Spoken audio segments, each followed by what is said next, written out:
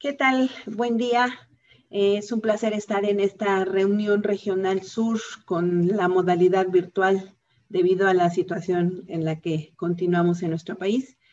Pero bueno, la academia debe continuar y agradezco a los coordinadores de esta reunión regional la invitación a participar con mi tema, el cual me han denominado esófago de Barrett, cáncer de esófago y la obesidad.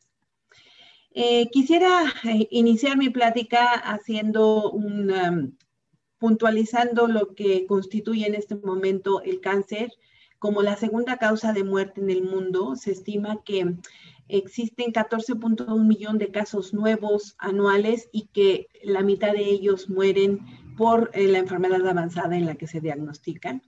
Existen factores de riesgo múltiples e importantes como la predisposición genética, las radiaciones ionizantes, el tabaco, el alcohol, infecciones, el sedentarismo y la obesidad, que es el tema que nos ocupa en esta reunión regional, como un factor cada día más importante para la predisposición de tumores. Esto puede incrementarse la incidencia con el incremento de la obesidad y con los problemas metabólicos que están muy relacionados, y la prevalencia de la obesidad en este momento hemos visto que va dramáticamente en aumento hasta un 60-70%. Existen evidencias sólidas epidemiológicas que asocian el sobrepeso, la obesidad y el riesgo de cáncer. Unas pueden ser muy altas, moderadas o pequeñas, y en las que son el nivel de evidencia convincente está muy relacionado el adenocarcinoma del esófago, entre otros. También existe esta asociación entre el índice de masa corporal y el aumento de cáncer, como lo podemos ver principalmente en el esófago, entre otros cáncer colorectal, páncreas, etcétera, que se van a revisar posteriormente.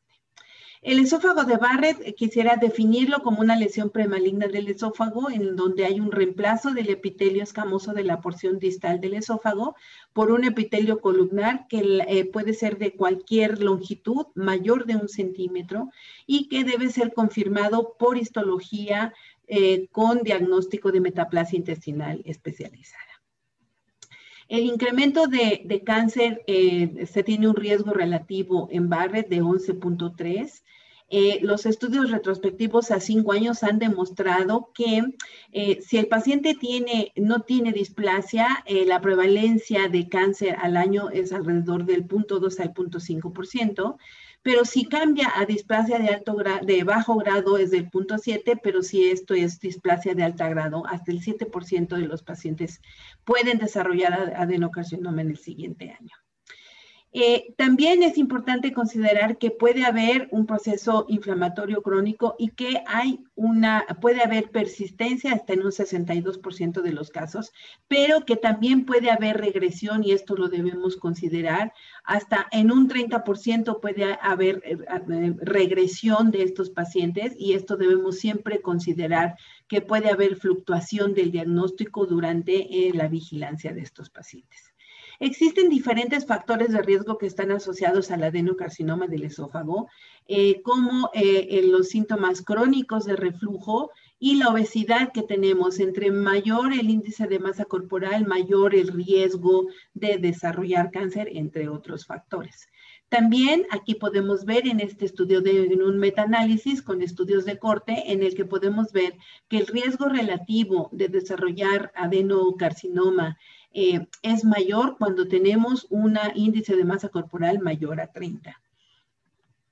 En este metaanálisis en los que se puede definir si solo el índice de masa corporal está relacionado al adenocarcinoma o la obesidad centrípeta o la adiposidad, podemos ver claro en estos estudios que el mayor riesgo está relacionado en aquellos pacientes obesos con una obesidad centrípeta, que es solamente el incremento del índice de masa corporal. Y podemos ver aquí cómo se demuestra el incremento en 3 países de la frecuencia de adenocarcinoma en España, en Estados Unidos y en Holanda, y cómo va relacionado con el incremento de la obesidad, y por eso podemos ver que esto es una relación directa que está favoreciendo el desarrollo de adenocarcinoma en estos pacientes. ¿Cuál es el mecanismo que se propone de manera lógica para el aumento de adenocarcinoma en estos pacientes? Sabemos que hay 3 factores importantes. 1, aumenta el crecimiento, aumenta el índice de masa corporal y el crecimiento centrípeto. Esto va a aumentar o favorecer el incremento de reflujo en un paciente que previamente puede tener una hernia y que puede aumentar su tamaño. Y esto obviamente va a favorecer el reflujo crónico, la longitud del Barrett y el cambio inflamatorio que vamos a ver en un momento, que esto favorece todos estos cambios de marcadores y de factores de crecimiento que pueden favorecer la apoptosis, disminuir la apoptosis y pueden favorecer el procedimiento inflamatorio crónico. Algo importante que vemos en los pacientes que tienen obesidad es que existen diferentes marcadores que disminuyen, como la adiponectina, y que esto va directamente a disminuir los factores de crecimiento, aumentar los factores de crecimiento, va a aumentar la proliferación y disminuir la apoptosis. Y esto puede favorecernos, como en este esquema vemos, que de un epitelio normal, donde existe un cambio crónico, un reflujo crónico, desarrolla una enfermedad erosiva y después una complicación tardía como el esófago de Barrett. Se activan diferentes mecanismos entre reguladores de factores de crecimiento y aumento y disminución de enzimas o de componentes inflamatorios crónicos que van a favorecer la angiogénesis, disminuir la apoptosis y que probablemente en este cambio inflamatorio van a favorecer la transformación de displasia de alto grado al desarrollo de un adenocarcinoma.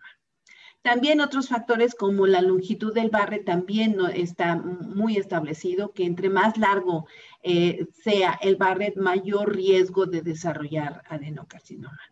Y que en este trabajo en donde se puede observar el paciente que hace displasia de bajo grado en obesos y no obesos, podemos ver que en este trabajo de 1,019 pacientes obesos y 980 pacientes no obesos, 66% de ellos progresaron y podemos analizar en esta tabla que de los que progresaron de displasia de bajo grado a displasia de alto grado y a carcinoma o adenocarcinoma, estos son los riesgos con los que contamos, que obviamente en pacientes que son con un índice de masa corporal mayor a 30 es mayor el número que aquellos que tienen un índice de masa corporal menor a 30.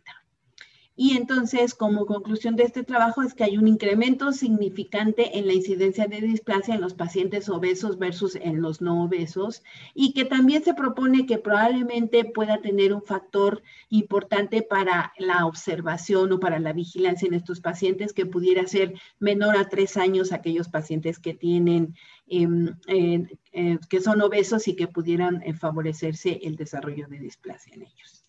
También es importante que clínicamente detectemos el tipo de crecimiento o la disposición del esófago de Barrett. Si tenemos lesiones planas, son menos candidatos a tener un cáncer, pero aquellas lesiones que son nodulares, como vemos en la imagen inferior, sí podemos tener mayor riesgo, hasta un 11% de tener cáncer en estos pacientes. Aquí vemos unas lesiones y también buscar que los segmentos siempre en el segmento de las 12, entre las 11 y las 12 en los horarios de reloj podemos tener la mayor prevalencia de lesiones y es donde tenemos siempre que observar.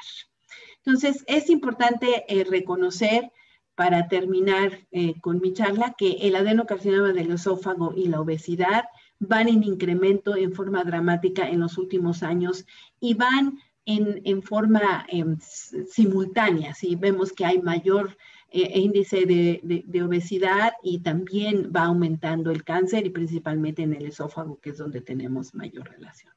La obesidad, como lo vimos en estos estudios de metaanálisis, se relaciona fuertemente como un factor de riesgo para el desarrollo de adenocarcinoma del esófago. El mecanismo inicial y lógico entre la obesidad y el Barrett es el reflujo crónico. Y esto está dado, como lo comentamos, por un aumento de manera crónica del reflujo debido a un aumento principalmente de centrípeto en estos pacientes. La obesidad es el factor más importante versus el índice de masa corporal y la obesidad centrípeta, como lo vimos en uno de los metaanálisis. Si aumentamos el índice de masa corporal no hay tanta relación, pero en aquel que tiene una obesidad centrípeta es el que tiene mayor el riesgo de desarrollar.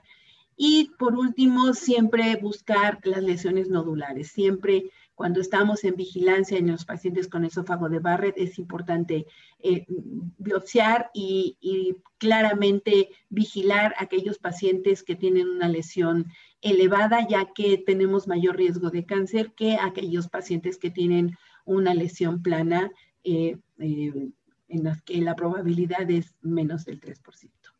Espero que esta plática haya sido de su utilidad y bueno, tendremos una sesión posterior de preguntas en donde estaré a sus órdenes para contestar cualquier duda. Muchas gracias.